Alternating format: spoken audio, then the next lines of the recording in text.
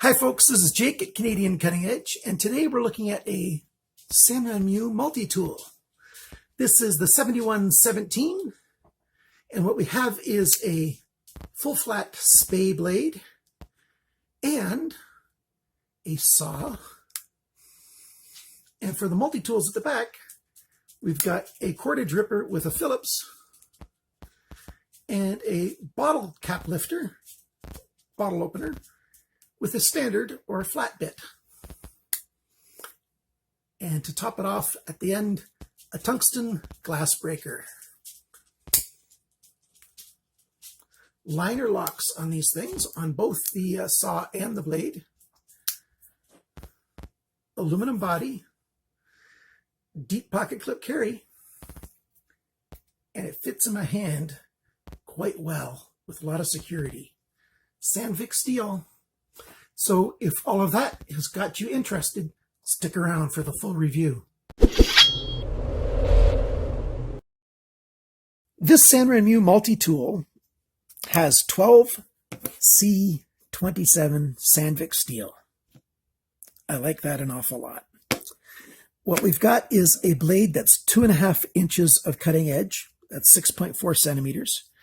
And it fits in a large hand. My hand is between large and extra large, right at that barrier mark.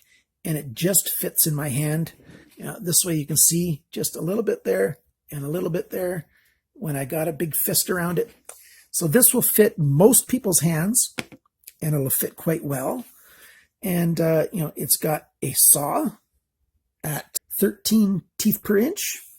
That's pretty good. And liner locks on both of them. And then those extra tools back here. So this aluminum bodied knife comes in this brown or in a gray.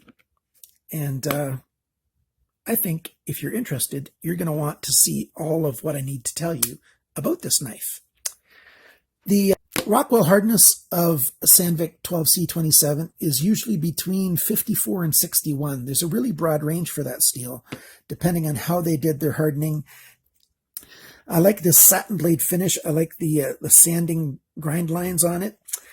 This is a Windrunner design knife, so Sanrenmu has hired the designer team called Windrunner to design this knife, and it's a very effective cutter. It's even got a little extra swedge right there at the top of the blade.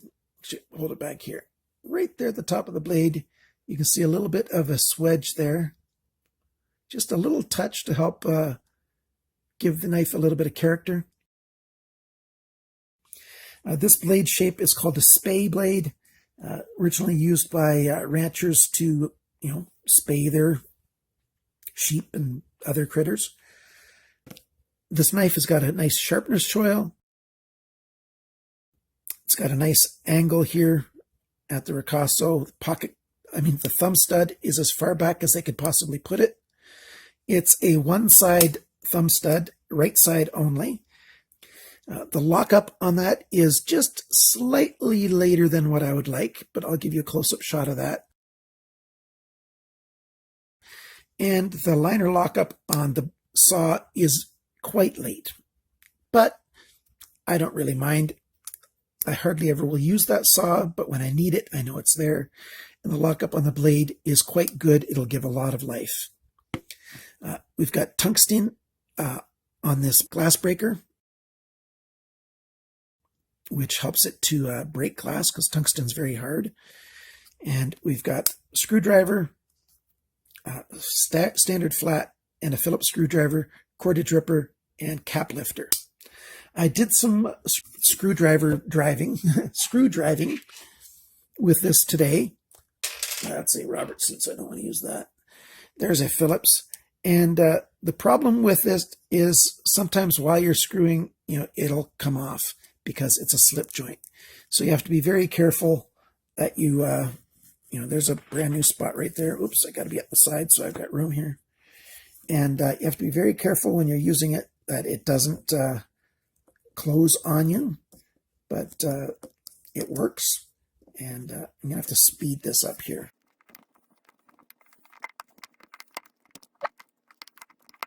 So clearly it's workable. to use the Phillips screwdriver on a Phillips screw, it's just not comfortable. It's not great doing it. Having the cordage ripper is the big plus. Here's some paracord, and that cordage ripper is very sharp. It just pulls right through, no problem. It's really good on seat belts and other stuff like that. So that's a very good tool to have. Having a cap lifter is a good touch, and the flat driver, or a little bit of prying that you can do with that, works the same way. It tends to want to slide out of the slip joint, because it doesn't lock. But that's how most of these tools are on most of those knives. Let's do some cut tests of this blade, and we'll show you how well that cuts. This is just standard copy paper. So you can see cutting edge is quite effective, and that's how sharp it is from the factory. As I resharpened it, because I'd used this for a long time and did a lot of cutting tests, but I got it back to the cutting edge that it was. I did that test on my own when I got it, and it did cut paper fine back then. Let's cut some paracord, see how well it'll cut that stuff. Here's a couple layers of paracord, and it just zips right through that. And let's see how well it slices. It just slices, no problem, as long as you get the angle correct. This is a 9-strand paracord, 550 paracord. The cutting edge is quite good. You can do the nail neck test. It catches on, it doesn't slide. That's a really good thing. It's a decent blade for what you get, and you can do an awful lot of EDC work with it that way. Lockup is solid up and down and side to side, no problem there. This knife has got, what kind of washers did I say? I looked in here with the flashlight. There's phosphor bronze washers, thin ones, on all 4 placements of this, on both of these knives, the saw knife and the regular fine blade knife. Phosphor bronze washers all through there. That's really good. It's a very comfortable little knife. Let's give you the dimensions for the flat blade. I already mentioned 2.5 inches, 6.4 centimeters cutting edge. The blade length is 6.5 centimeters, which is 2.58. The blade thickness is 2.4 millimeters, which is 0.095 inches. The thickness of the edge behind the grind is 0.51 millimeters, which is 0.02 inches. Perfect for EDC tasks. The handle length is 9.5 centimeters, which is 3.7 inches. And the grip area is 8.3 centimeters, which is 3.25 inches. And this handle thickness, not counting the pocket clip, is 1.7 centimeters, which is 0.65 inches. And the open length of this knife, not counting the glass breaker, is 6.25 inches. The weight of this knife, well, multi-tool, is 109 grams, 3.8 ounces, very EDCable kind of size and weight, really easy to carry around.